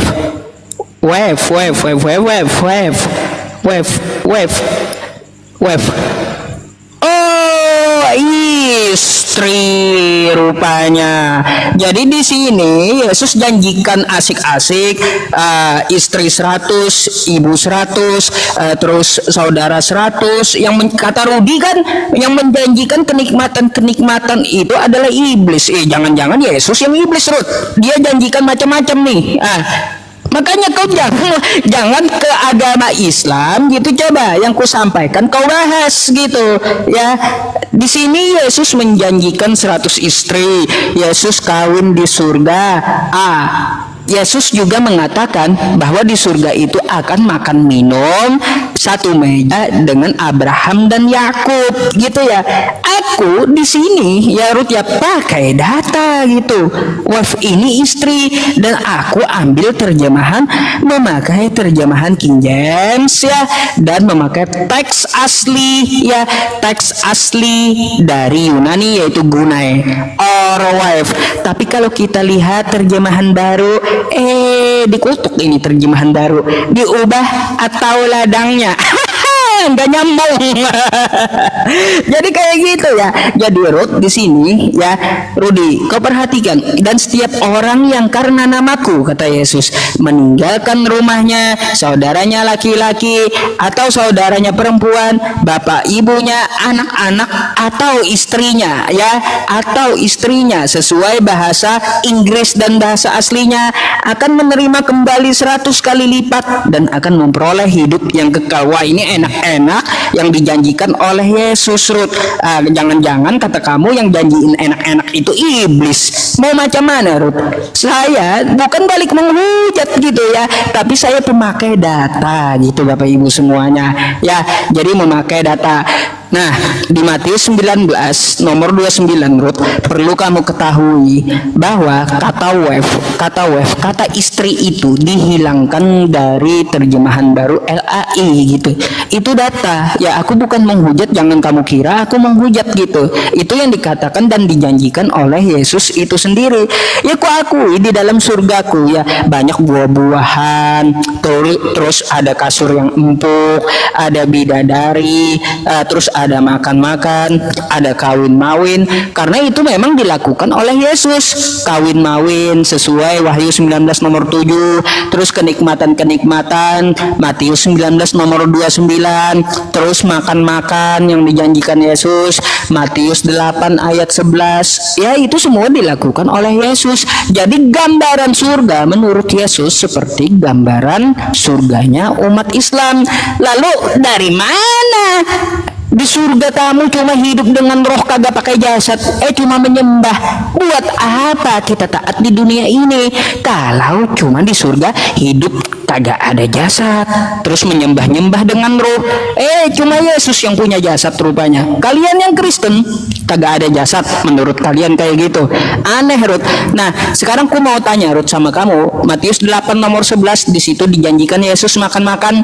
Itu makan pakai apa? Pakai mulut atau pakai apa? Silakan tuh ya.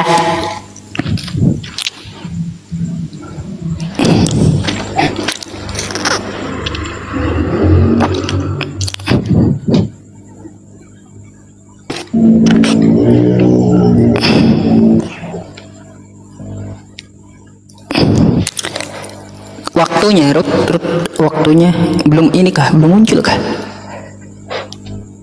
Belum muncul kah? Menunggu untuk terhubung. Kemana dia? Mana dia? Gak ada. Putus kah? Waduh, Bapak Ibu semuanya putus. Kayaknya Rudi Simamora putus ini. Kita tunggu dulu ya. Atau dia ini.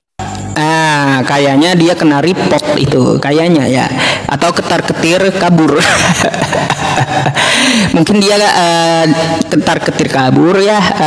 Karena apa? Karena di situ mengandung sebuah kalau bisa saya bilang penistaan gitu ya, penistaan agama gitu. Tapi nggak bisa Bapak Ibu semuanya. Itu kan didiskusi, nggak bisa dilaporkan dia. Karena apa? Itu argumentasi dia. Lain dia monolog lalu menghina Allah Subhanahu wa Ta'ala, itu bisa gitu kita laporkan. Tapi kalau di dalam diskusi tanya jawab argumentasi nggak bisa gitu. Jadi kita tunggu saja undangan dari dia lagi ya Bapak Ibu semuanya ya. Kita tunggu aja. Nah ini ada lagi nih. Kenapa Ruth? Ya biasalah ya, terputus tadi. Waktunya. Siap. Nah, sekarang aku jawab dulu yang pertama, bahwa di surga makan apa aja. Matius 4. Manusia makan bukan dari roti saja, tetapi dari setiap firman yang keluar dari mulut Allah. Itu Matius 4 ya. Jadi di surga kita makan, benar kita makan, tapi bukan makan nasi, bukan makan bakso. Tetapi firman Allah itulah yang menjadi makanan kita. Paham ya? Itu jawabannya. Yang kedua, tentang 100 istri. Pak Ustadz, kalau Pak Ustadz tidak terima, berdemo aja ke Lembaga Alkitab Indonesia. Dan itu kan di bumi Pak Ustadz, bukan di surga. Nah, kalau masalah terjemahannya salah itu, ini dalam bahasa Inggrisnya seperti ini. Ya udah Pak Ustadz, besok demo aja ke Lembaga Alkitab Indonesia, kelilingi dulu. Kalau aku mah membacakan yang diterjemahkan oleh Lembaga Alkitab Indonesia saja. Jadi di situ tidak ada istri, dan itu di bumi, bukan di surga. Tapi ya sudahlah. Nah, kalau Pak Ustadz mengatakan di surga itu dapat cewek, perempuan dapat apa Pak Ustadz? Contoh Pak Ustadz nih di surga dapat bidadari. Berapa bidadari Pak Ustadz itu? 72. Mamanya Pak Ustadz, ibumu itu kira-kira dapat gigolo atau tidak? Gitu loh, jawab dulu nanti ini ya. Ini jarang orang yang menjawabnya. Kalau perempuan dapat bidadari yang selalu perawan-perawan, kalau laki-laki dapat bidadari yang selalu perawan-perawan, perempuan dapat enggak gigolo? Kira-kira kayak gitu. Jawab dulu ya, belum ada yang pernah menjawab ini. Apapun jawaban Pak Ustadz, itulah yang benar. Gitu. Apapun jawaban Pak Ustadz, itulah yang benar. Ya, itu cuma satu itu pertanyaanku ya. Pak Ustadz tadi mengatakan di surga laki-laki dapat bidadari, perempuan dapat apa? Gitu. Kalau Kristen tidak mengimani di surga itu dapat selangkangan kayak gitu, enggak ya. Kalau Pak Ustadz tadi mengatakan terjemahannya, ya udahlah, ngapainlah kita bahas itu. Artinya kami Kristen tidak mengimani itu. Di surga itu tidak ada darah dan daging. 1 Korintus 15 ayat 50. Bahwa di surga tidak ada darah dan daging, sesuatu yang binasa tidak mendapat bagian di dalam kerajaan surga. Jadi daging kita ini akan busuk Pak Ustadz, arwah kita itulah yang ke surga. Kenapa kita sekarang bisa hidup? Karena arwah kita ada di dalam daging ini, ada di dalam tubuh ini arwah kita. Nah, kalau arwah kita ini sudah keluar dari tubuh kita, jasad kita ini busuk jadi tanah. Jadi yang ke surga itu arwah kita. Maka benarlah apa yang dikatakan Tuhan Yesus. Kita hidup di surga seperti malaikat. Matius 20 berapa tadi Pak Ustadz? Matius 22 ayat 29. Jawab Yesus kepada mereka, kamu sesat sebab kamu tidak mengerti kitab suci maupun kuasa Allah.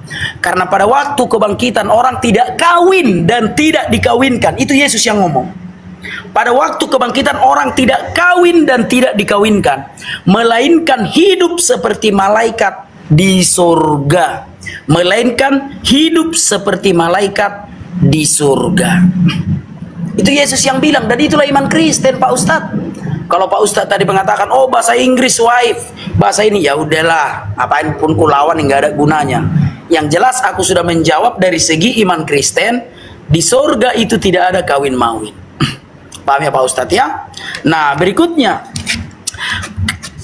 Yesuslah yang bisa menjamin kita ke surga, Pak Ustadz. Karena Yesus itu kan sudah berada di surga. Pak Ustadz tadi sudah mengakuinya, di sebelah kanan Allah yang Maha Kuasa. Artinya dia sudah di surga.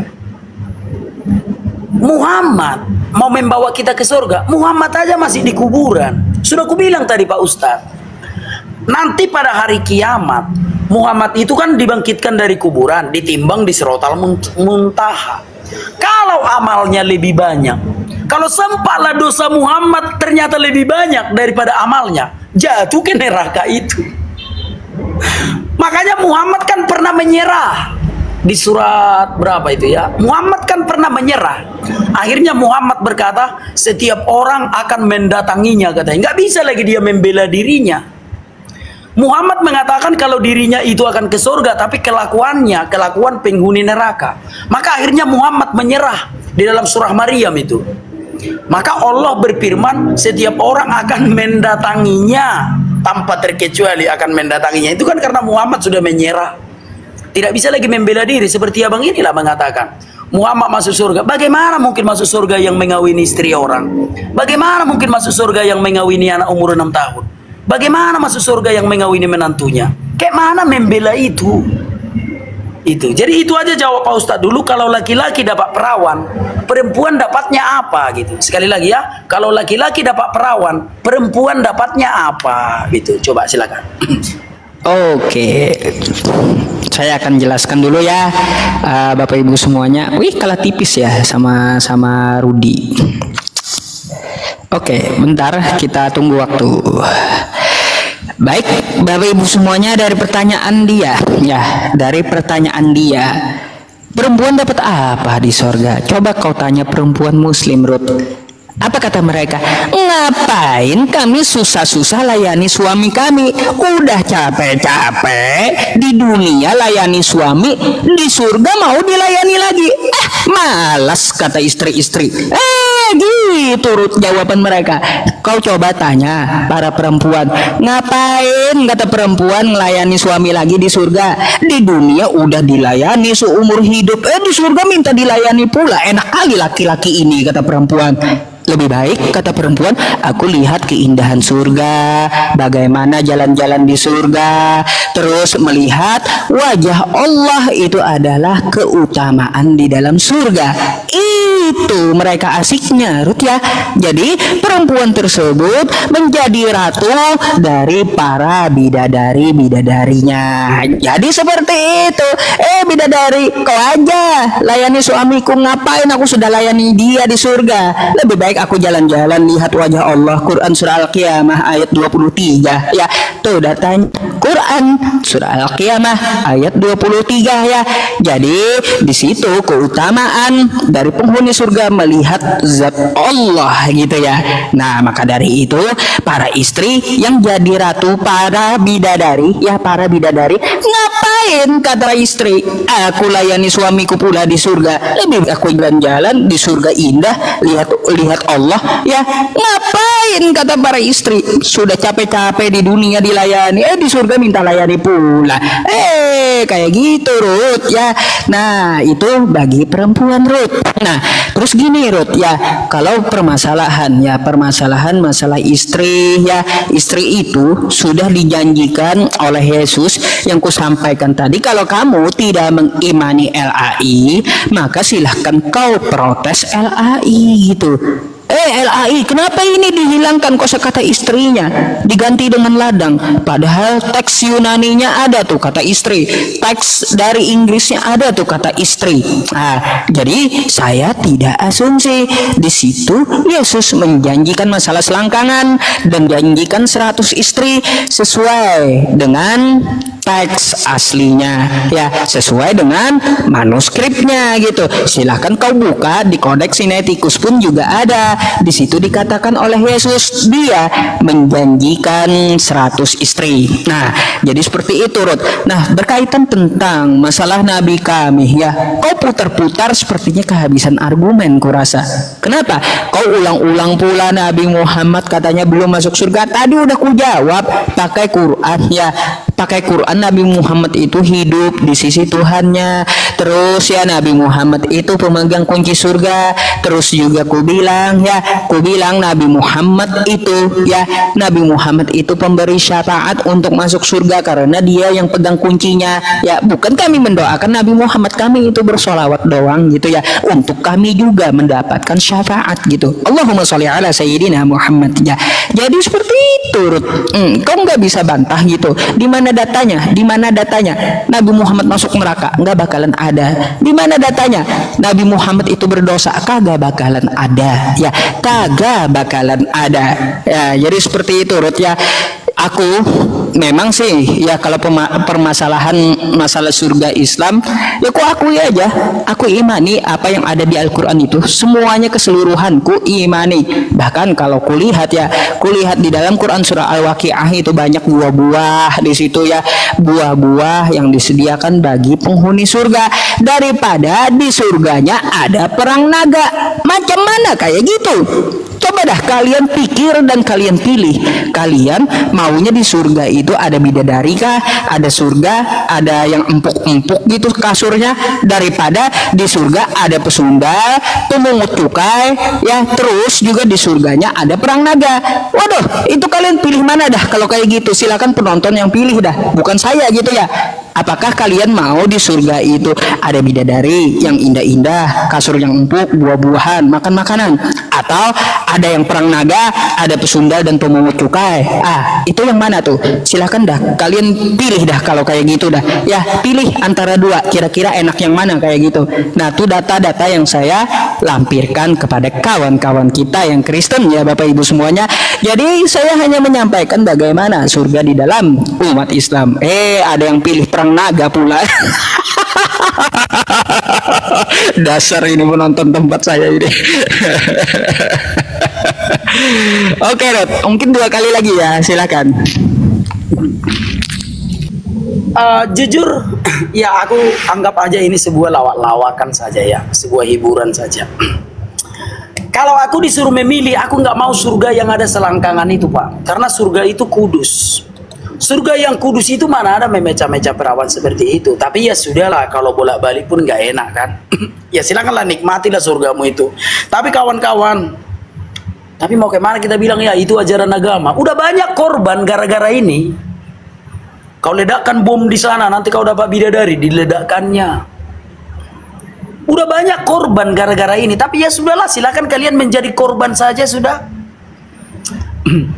Coba kau lihat seperti studi kasus, kita studi kasus lah dulu. Silakan kau tanya Densus 88 Mabes Polri itu ketika mereka menginterogasi. Itu barang bukti terorisme itu Al-Quran ada.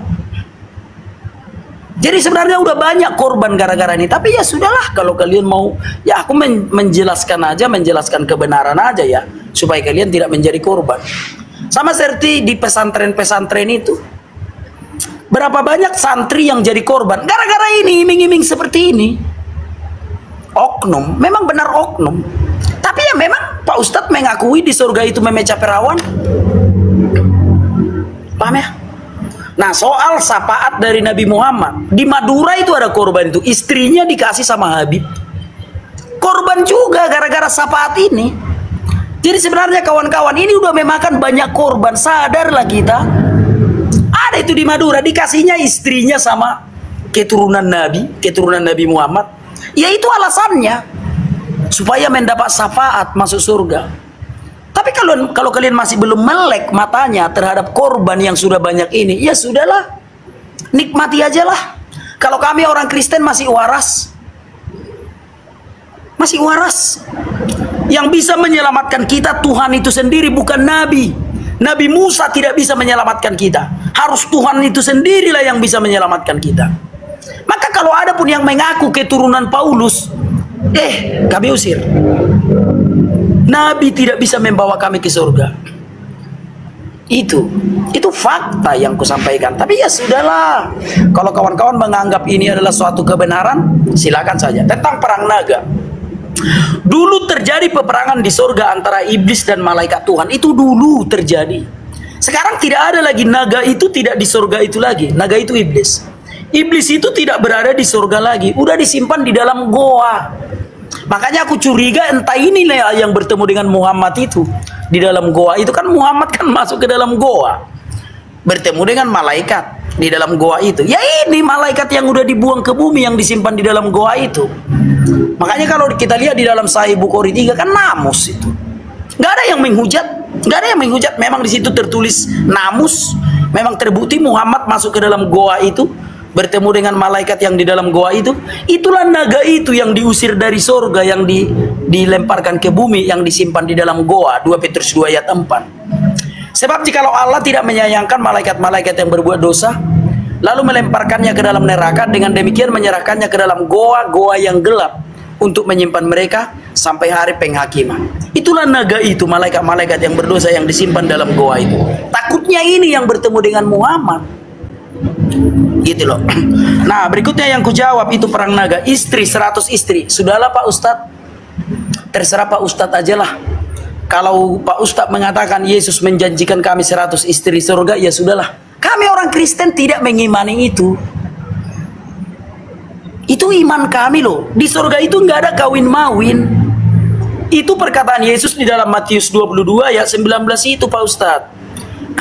Maaf ya kawan-kawannya kalau aku ulang-ulang ya. Kamu sesat. Sebab kamu tidak mengerti kitab suci maupun kuasa Allah. Sebab di surga orang tidak kawin dan tidak mengawinkan, melainkan hidup seperti malaikat di surga. Itu iman kami Pak. Kenapa Bapak mencampuri iman kami? Kami tidak percaya di surga itu ada memecah perawan. Kalau Pak Ustadz mengimani di surga itu memecah perawan, itu iman Pak Ustadz. Jangan cari remis, jangan digabung kitab sucinya, jangan digabung. Musab biarlah menjadi musab untuk orang Islam, Alkitab biarlah untuk orang Kristen, jangan dicampur-campur. Nikmati aja lah bidadari yang di surga itu. Tapi satu pesanku, jangan mabuk agama Pak Ustadz. Jangan nanti wah supaya cepat aku dapat bidadari, aku harus berjihad segala macam, jangan. Karena mabuk agama jauh lebih berbahaya daripada mabuk minuman. Itu semoga Pak Ustadz paham. Itu Pak Ustadz. Aku mau tanya, ini tanggapan akhir kah? Ya, aku ya. biar nggak nanya lagi gitu. Ya. Ya, Oke, sudah, tanggapan akhir berarti ya. Siap. Oke. Baik, habis ini closing ya Bapak Ibu semuanya. Ini tanggapan akhir dari kita. Jadi kita tidak bertanya lagi ya. Saya sudah menjabarkan dari kitabnya Rudi gitu ya. Kitabnya Rudi tentang janji-janji Yesus di dalam surga. Bagaimana gitu. Jadi saya berharap tidak perlu kita putar-putar ke sana ke sini gitu ya pembicaraannya. Karena kita memakai data yang ada di Bible maupun di dalam Al-Quran gitu ya. Baik tentang Nabi Muhammad Shallallahu Alaihi Wasallam dan apa yang ada di dalam surga. Jadi saya rasa kawan-kawan Kristen tidak perlu mengurusi yang cuma 72 gitu ya, karena kalian sudah dijanjikan 100 gitu. Masa kalian masih iri dengan yang 72 gitu? Kami cuma 72, kalian dijanjikan 100, macam mana? Masa masih menggugat yang 72? Waduh, janganlah kawan ya. Bagi-bagi gitu sama saya ya, bagi-bagi gitu. Yesus janjikan 100 istri, itu kan sesuai dengan Bible Anda sendiri, teks aslinya, manuskripnya dan bahasa Inggrisnya. Kalau LAI merubah ya kalian aja yang demo gitu ke LAI. Jangan kami umat Islam, kami hanya menyampaikan saja yang ada tertulis di kitab kalian ya. Jadi saya harap jangan iri dengan surganya umat Islam, karena keindahannya dan bidadarinya sedikit saja 72 daripada janji Yesus yang 100 gitu. Masa masih kalian gugat juga, sudah dijanjikan 100, yang 72 mau digugat pula, mau macam mana kawan? Kayak gitu ya. Jadi begitu ya Bapak Ibu semuanya, di diskusi malam hari ini saya hanya menyampaikan saja ya, di dalam Quran surah Al-A'la, hanya mimpi saja sih sebenarnya, hanya mimpi saja orang di luar agama Islam itu akan masuk surga ya, hanya sebuah mimpi. Allazi yaslan naral kubra tsumma la yamutu fiha wa la yahya. Jadi di dalam neraka orang-orang di luar agama Islam itu mereka tidak hidup dan tidak pula mati. Qad aflaha man tazakka. sungguh beruntung orang yang sangat beriman dan menyucikan diri. Wa dzakara asma rabbih fasalla, dan dia banyak mengingat Tuhannya serta mendirikan salat. Ya, bal tu'thirunal hayatad dunya wal akhiratu khairu wa abqa. Jadi janji Allah banyak untuk umat Islam, keindahan-keindahan di dalam surga tertera di dalam Quran surah Ar-Rahman, terus di dalam Quran surah Al-Waqiah. Dan kalau kita melihat ya perbandingan antara orang beriman dan orang yang mendustakan lagi sesat itu, waduh, sangat jauh. Ya, di situ dikatakan celakalah orang yang mendustakan lagi sesat. Fanuzulum min hamim, dia disambut dengan air panas yang mendidih. Ya, wa tasliyatu jahim, di situ dia dimasukkan ke dalam neraka, dibakar di dalam neraka. Ya, inna hadza lahuwa haqqul yakin, sungguh ini adalah keyakinan yang benar. Fasabbih bismi rabbikal azim. Jadi itu Quran surah Al-Waqiah ya kawan-kawan. Hanya mimpi, ya, hanya mimpi di luar agama Islam itu masuk ke dalam surga. Allah menjanjikan neraka dan kekal selama-lamanya di dalamnya. Innalladzina kafaru min ahlil kitabi wal musyrikina fi nari jahannam khalidina fiha ulaika hum syarrul bariyah. Jadi Bapak Ibu semuanya, di dalam diskusi malam ini saya menjabarkan apa yang dikatakan Yesus saja, janji-janjinya seperti apa tertulis di dalam kitab Rudih ya. Di dalam kitab Rudi ada beberapa hal yang saya sampaikan, contoh ya perang naga tadi, terus janji Yesus 100 istri, terus Yesus kawin di dalam surga, terus juga di dalam surga itu dijanjikan Yesus makan bersama-sama satu meja dengan Abraham, Matius 8 nomor 11 gitu ya. Kita tanya tadi dia makan pakai apa, makannya makan firman katanya. Waduh, padahal kan itu beda konteks gitu, tapi nggak apa-apa lah, Bapak Ibu semuanya sendiri yang menilai gitu ya, bagaimana surganya Kristen dan surganya Islam menurut penjabaran gitu. Kalau saya no problem gitu, no problem. Di dalam surga kami ada keindahan-keindahan, ada bidadari, ada kasur yang empuk, ada pokoknya wah. Jadi penggambarannya itu hanya ya kalau kita bisa bilang itu hanya penggambaran dari Allah, padahal lebih kayak gitu, lebih yang dari digambarkan oleh Al-Quran. Gak bisa dibayangkan gitu. Silahkan Anda semuanya mau memilih surga yang banyak keindahannya atau surga yang ada perang di dalamnya gitu ya. Nah itu saja. Jadi seperti itu perbandingannya. Silahkan Anda mau memilih yang mana. Allahu Akbar, takbir. Silahkan closing Ruth. Kita nggak nyebrang ya. Ya. Oke, ya sudahlah. Nah kawan-kawan, itu tadi yang disampaikan Pak Ustadz itulah yang benar menurut agama Islam ya. Saudara-saudaraku juga teman-teman Islam, apa yang disampaikan Ustadz ini itulah yang benar menurut agama Islam. Makanya aku bilang tadi di awal, jangan goyang iman kalian kalau mendengar aku berdiskusi.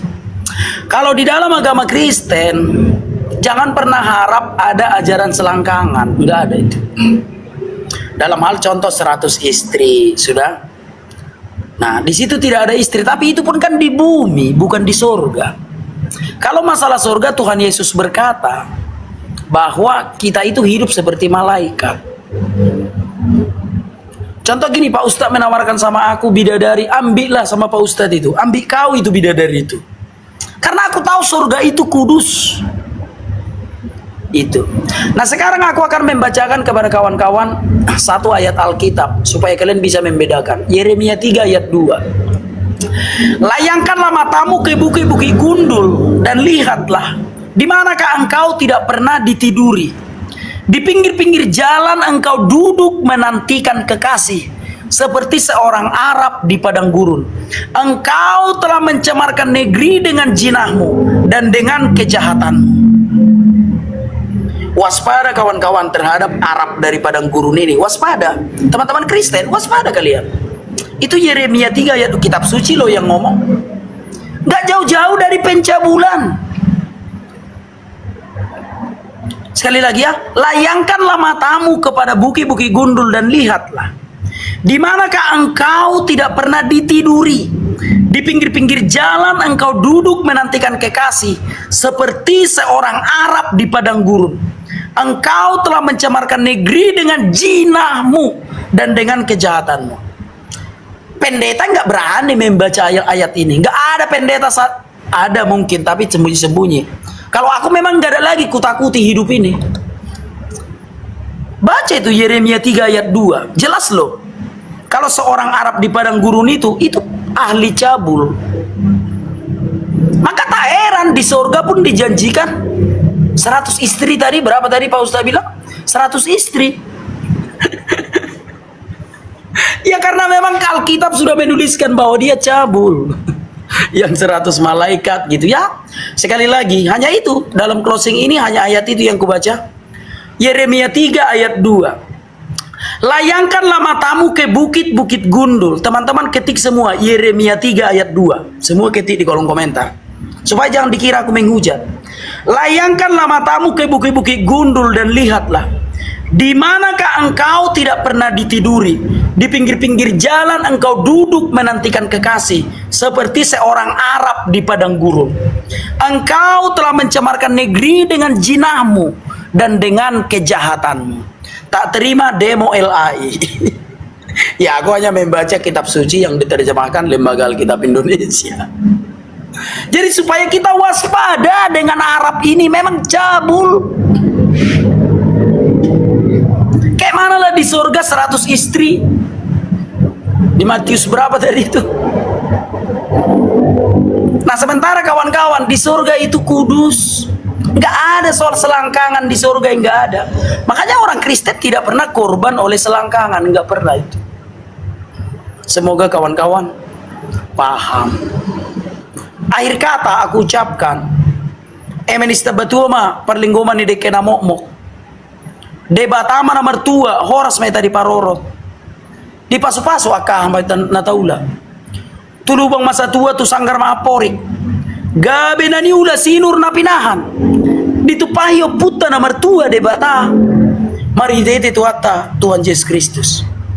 Godang akapadon aku na salah sarahonok kuma. Horbos ti kota duk si sapang na walu parbutua mangalili parukung mangalualu. Di Bali yang menggagat satu jabu mergalu-ngalu. Dia kapadohon aku na palubihu jumolo marsatabi. 10 jari-jari pas 10 sari si majujung. Sotong dibuat tu bagas roha. Songon na mangujungi saat ni solo masa tinogu tu bortean. 1 3 ras toho di rodang ni bulan. Leleng may tamangonu jala gabean. Jala horas-horas. Totong ma diramoti Tuhan. Horas, horas, horas. Damai Kristus bersama kita. Haleluya. Amin. Itu Pak Ustadz, closing dari aku Pak Ustadz. Oke, sekarang closing dari aku. Oke, Bapak Ibu semuanya, ini sudah closing statement gitu ya. Jadi di dalam closing statement ini ya, bahwa angan-angan di luar agama Islam itu mereka masuk ke dalam surga itu berdasarkan Quran surah Al-Baqarah ayat 111 ya. Wa qalu la yadkhulal jannata illa man kana hudan aw nasara tilka amaniyuhum qul hatu burhanakum in kuntum shadiqin. Jadi di situ dikatakan tidak akan masuk surga kecuali Yahudi dan Kristen katanya. Lalu Allah membuat tilka amaniyuhum, itu hanya mimpi dan angan-angan mereka. Qul hatu burhanakum, jadi tunjukkan jika in kuntum shadiqin, kamu orang yang benar. Jadi tidak ada kebenaran di luar agama Islam. Ya, kata Allah Subhanahu wa taala di dalam firman-Nya Quran surah Al-Baqarah ayat 111. Jadi jangan percaya di luar agama Islam itu ada yang mengajarkan marilah kita memuaskan birahi, ya birahinya di dunia semuanya birahinya. Jadi di surga katanya begini begitu, tidak ada lagi jasad. Jangan percaya dengan ajaran-ajaran seperti itu ya, karena apa? Di dunia ini kita diciptakan untuk menyembah, bukan memuaskan birahi dan yang lain segalanya ya, bukan masalah itu di dunia ini. Jadi di luar agama Islam itu sudah diterakan oleh Allah Subhanahu wa taala di dalam banyak Al-Quran kita. Tinggal kita memilih jalannya seperti apa ya. Contoh di dalam Quran surah Al-Bayyinah yang sering saya baca tuh ya, innalladzina kafaru min ahlil kitabi wal musyrikina fi nari jahannam khalidina fiha ulaihum syarrul bariyah. Sesungguhnya orang-orang kafir dari ahli kitab dan orang-orang musyrik, mereka akan masuk neraka jahanam dan mereka selama-lamanya di sana. Ulaikahum syarrul bariyah. Mereka di dalam neraka disebut seburuk-buruknya makhluk. Terus apa yang dijabarkan oleh Allah lagi, innalladzina amanu wa amilus solihati ulaikahum khairul bariyah. Dan orang yang beriman itu adalah sebaik-baiknya makhluk. Jazaohum 'inda rabbihim jannatu 'adnin tajri min tahtihal anhar khalidina fiha radhiyallahu anhum wa radu an dzalika liman khasyiya rabbah. Balasan di sisi Tuhannya, mereka mendapatkan surga. Umat Islam mendapatkan surga yang di bawahnya mengalir sungai-sungai, dan Allah merahmati mereka, dan mereka orang Islam kekal selama-lamanya di surga. Nah, di situ dikatakannya bahwa balasan itu mereka ridho terhadap Allah, Allah pun ridho terhadap mereka. Nanti ketika umat Islam sudah masuk ke dalam surga semuanya, maka Nabi Adam berteriak kepada anak cucunya. Apa kata Nabi Adam? Mintalah ridho kepada Tuhanmu agar kita tidak dikeluarkan lagi dari surga sebagaimana saya dulu dikeluarkan Allah dari surga ke dunia. Lalu apa kata Allah?